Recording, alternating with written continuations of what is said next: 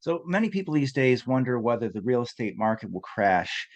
And it's important, if you want to know what's going to happen next, to become familiar with primary sources of data. This makes it a lot harder for the media to manipulate you. The first thing that I think you should have eyes on is the Census Bureau Housing Report, which comes out on or shortly after the 17th of each month. And what you want to look for is the number of housing completions we have.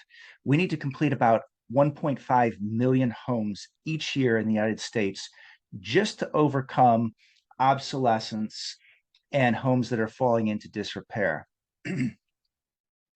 Now, we haven't gone beyond that yet, and it's important you also take a look at the leading indicators. Take a look at the starts, take a look at the permits, and if these go well above 1.5 million, that could indicate that we're starting to head towards the oversupply. But you have to remember, again, we have a huge backlog. We have a huge undersupply of housing in the United States, and we're going to have to chew through millions of units of backlog before we get to it. So you're going to want to definitely keep an eye on the supply side. But you also have to remember that housing is a purchase that's commonly financed. And so you have to look at the mortgage rates.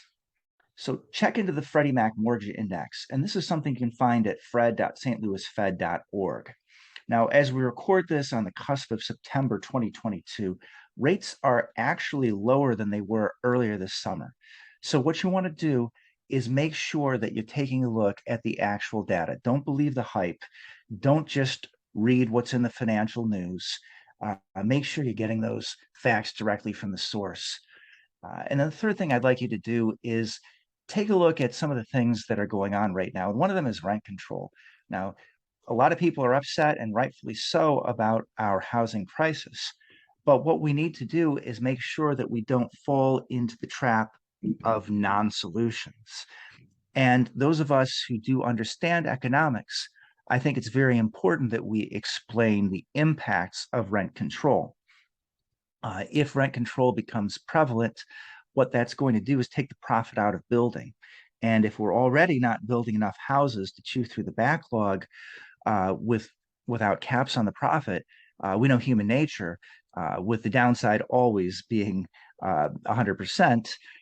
Once that upside declines in any way, the likelihood is that we're just not going to get the supply we need to get out of this hole.